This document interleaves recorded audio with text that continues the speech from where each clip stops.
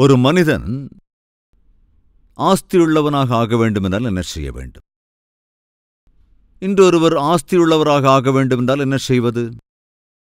அநியாயம் செய்ய வேண்டும். இந்நாட்களில் ஒருவன் ஆஸ்தியுள்ளவனாக வேண்டுமென்றால் அக்கிரமங்களை துணிந்து செய்ய வேண்டும். இன்று ஒருவன் ஆஸ்தியுள்ளவனாக வேண்டுமென்றால் சில அருவருப்பான காரியங்களை செய்ய வேண்டும். எல்லாரும் அப்படி இல்லை என்றாலும் சிலரை சொல்லுகிறேன். நேற்று வரைக்கும் சைக்கிளிலே சென்று கொண்டிருந்தவன் திடீரென்று இன்று காஸ்ட்லியான காரில் சுற்றுறாருன்னு வச்சுக்கலாம். நியாயமா, நீதியா, அது சாத்தியமா என்றால் என்று கேள்வி எழுப்பினால் எத்தனை பேரால் திட்டவட்டமா எஸ் என்று சொல்ல முடியும்? நேற்று வரைக்கும் ஒரு சின்ன குடிசையில தாங்க வாழ்ந்துகிட்டாரு, அல்லது சிங்கிள் ரூம்ல தாங்க இருந்துகிட்டு இருந்தாரு. இன்னைக்கு ஒரு பெரிய பேலஸே கட்டியிருக்காரு. எப்படி சாத்தியம்? நீதியாய் உத்தமமாய் வேலை செய்து சம்பாத்தியத்தால் சாத்தியமாயிற்றா, அல்லது அநியாயமாய் அக்கிரமமாய் அபகரித்ததால் சாத்தியமாச்சா? இன்று நம்மை சுற்றி இருக்கிற இந்த உலகத்தை ஜாக்கிரதையாய் நாம் கவனிப்போம் என்றால் சுலபமாக உயர்றதுக்கு போறவங்கள நாம பார்க்க முடியும். சுலபமாக சிலர் பெரும் பணக்காரராய் மாறுவதை கூட நாம் பார்க்க முடியும்.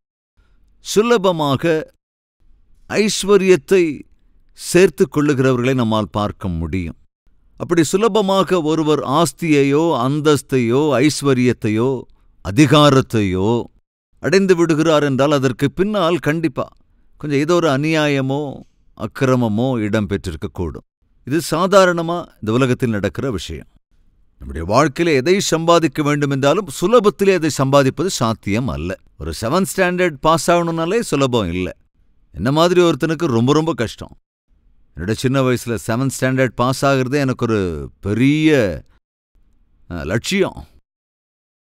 ஒழுங்கா படிக்காம சேட்டை பண்ணிக்கிட்டு அங்கங்கன்னு சுத்திக்கிட்டு இருக்கும்போது எங்க அம்மா என்னை கூப்பிட்டு, டே 7th பாஸ் பண்ணுடா. இந்த 5th ஸ்டாண்டர்ட் 6th ஸ்டாண்டர்ட்லாம் அந்த காலத்துல அப்படியே ப்ரமோட் பண்ணி விட்டுருவாங்க. ஆனா 7th ஸ்டாண்டர்ட் வந்தோன்னே அங்க அப்படியே வடிகட்டிடுவாங்க. ஈஸியா பாஸ் பண்ண மாட்டாங்க. என்ன 8th ஸ்டாண்டர்ட்ல போய் கவர்மெண்ட் எக்ஸாம் எழுத வேண்டியிருக்கும். ஸோ அன்னைக்கு 7th ஸ்டாண்டர்ட் நான் பாஸ் பண்ணுறதுன்னா அது ஒரு பெரிய கஷ்டம். 7th ஸ்டாண்டர்டில் பாஸ் ஆனதுக்கப்புறம் கஷ்டப்பட்டு 8th படிச்சுட்டு அடுத்து 9th அப்படி கூட எல்லாம் அப்படி கடந்து போயிட முடியும். ஸோ அதுக்கடுத்தது 10th ஸ்டாண்டர்ட் வரும்போது அதை பாஸ் பண்ணுறதுங்கிறது எனக்கு ஒரு IAS IPS படிக்கிற மாதிரி. அது என் நிலைமை. எதற்காக சொல்லுகிறேன் என்றால் இந்த மாதிரி சின்ன சின்ன எக்ஸாம்பிள்ஸை நம்ம வாழ்க்கையில் 8th standard 10th standard pass பண்ணுறதெல்லாம் அவ்வளோ சுலபம் இல்லை சிலருக்கு. சுலபமாக நீ எதையாவது சாதித்துக் கொள்ளுகிறாய் என்றால், சுலபத்தில் நீ எதையோ பெற்றுக்கொள்ளுகிறாய், உனக்கு கிடைக்கிறது என்றால் கொஞ்சம் யோசி. சுலபமாக பலன் தருவது, சுலபமாய் சாதித்து விடுவது அவ்வளவு சுலபம் இல்லைங்க. இதுதாங்க உண்மை. நம்ம முன்னோர்கள் கூட சொல்லியிருப்பாங்க, உழைப்பே உயர்வு அப்படின்னு, இல்லையாங்க? அதாவது கஷ்டப்பட்டாதான் பலன் கிடைக்கும். உழைப்பு வேணுங்க. நம்மள நிறைய பேர் பயங்கரமா உழைக்கிறீங்க, ஆனாலும் பலனை காண்கிறது இல்லை. அது உண்மை தானே?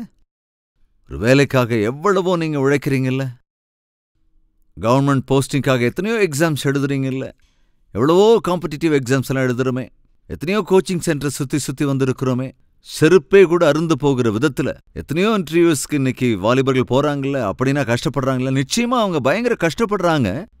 கஷ்டப்பட்டாலும் கூட அதற்கேற்ற பலனை பார்க்க முடியாத நாட்கள்ல தான் உண்மையிலேயே நாம இருக்கிறோம். அப்ப கஷ்டப்படாம மேலுக்கு வந்துடுறாங்க. அப்படின்னா கஷ்டப்படாமலேயே அதிகாரத்தையோ அல்லது ஏற்கனவே சொன்னது போல ஆஸ்தி அந்தஸ்து ஐஸ்வர்யத்தையோ சேர்த்துக் கொள்ளுகிறார்கள் என்றால் என்ன அர்த்தம்? கட்டாயமா அதுக்கு பின்னால ஏதோ ஒரு தவறோ தந்திரமோ கட்டாயம் இருக்கும். நான் சொல்லுகின்ற இந்த நபர் ஒரு பெரிய பணக்காரர், தனவான். யோபு ஒரு தனவான். சகோதர சகோதரிகளே, ஆவிக்குரியவர்களாக இருக்கிற நாம் ஐஸ்வர்யவான்களாவது தப்பில்லைங்க. தயவு செஞ்சு பைபிள் ஒரு வசனம் இருக்கு, அதை தப்பா புரிஞ்சுக்க கூடாது. ஐஸ்வர்யவான் பரலோகத்திற்கு போவது அவ்வளவு சுலபம் அல்ல என்று.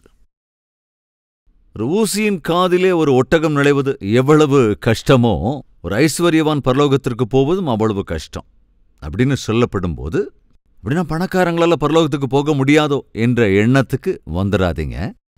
பணம் நம்மிடம் இருப்பது பிரச்சனை இல்லை, நாம் பணத்துக்குள்ள இருக்கிறது தான் பிரச்சனை. அப்படின்னா என்ன அர்த்தம்? தண்ணிக்குள்ள படகு இருக்கிறது தப்பு இல்லைங்க, ஆனால் படகுக்குள்ள தண்ணீர் இருப்பதுதான் தப்பு. இது உங்களுக்கு புரியுதுன்னா அதுவும் உங்களுக்கு புரியும். நீ கடினமாய் உழைத்து சம்பாதித்தாலும் அதனால் தனவான் ஆவதில் தப்பே கிடையாது. தனத்தை நீ பெற்றுக்கொண்டு அது உனக்கு இருக்கின்ற குணத்தின் அடிப்படையில், நீ உபயோகத்தின் அடிப்படையில் உனக்கு அது பயன்படும். ஆனால் அதே பணம் உன்னை ஆளுகை செய்தால் அது சொல்றபடியெல்லாம் நீ கேட்க வேண்டி வந்துடும். குணம் இல்லாதவன்தான் பணம் சொல்லுகிறபடியெல்லாம் செய்வான். நல்ல குணம் இருக்கிறவன் பணத்தை தன்னுடைய கட்டுப்பாட்டிலே வைத்து செலவு செய்வான்.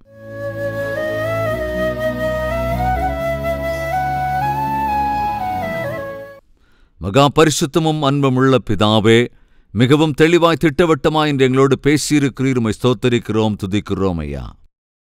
எங்களுக்கு தெரியும் ஐயா எங்களுடைய குறைபாடுகள் என்ன. எங்களுக்கு தெரியும் ஆண்டவரே எங்களுக்குள் இருக்கும் பாவங்கள் என்னென்னவென்று. அவைகளெல்லாம் சந்நிதியிலே கொண்டு வந்து அவற்றை அறிக்கையிட பண்ணினதற்காக நன்றி செலுத்துகிறோம். ஆண்டவரே, யோபுவுக்குள்ளிருந்த அந்த உத்தமமான வாழ்க்கை, நியாயமுள்ள வாழ்க்கை, நீதியுள்ள ஒரு வாழ்க்கை எங்களுக்கும் அருளிச்சேங்க ஆண்டவரே. உம்மை அவன் நேசித்தான், எனவேதான் உம்மிடத்திலே பயத்தோடும் பக்தியோடும் வாழ்ந்தான். அதன் விளைவாக பொல்லாப்பை எல்லாம் அவன் வெறுக்கிறவனாயிருந்தான். அதனால்தான் ஐஸ்வர்யத்தையும் கனத்தையும் ஆஸ்தியையும் ஆசீர்வாதத்தையும் எல்லாவற்றையும் அவன் பெற்றுக்கொண்டான்.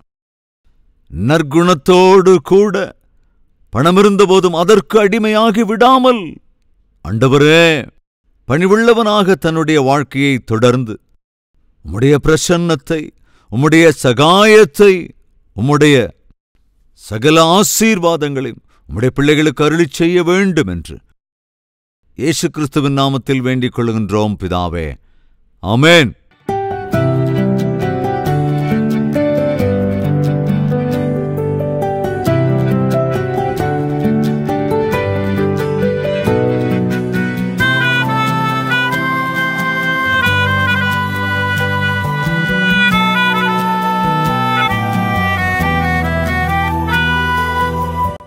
ஃப்ரெண்ட்ஸ், இன்று நீங்கள் கேட்ட இந்த செய்தி உண்மையாகவே உங்களுக்கு ஆசீர்வாதமாக இருந்திருக்கும் என்றால் லைக் செய்யுங்கள், மற்றவர்களுக்கும் கூட ஷேர் செய்யுங்கள்.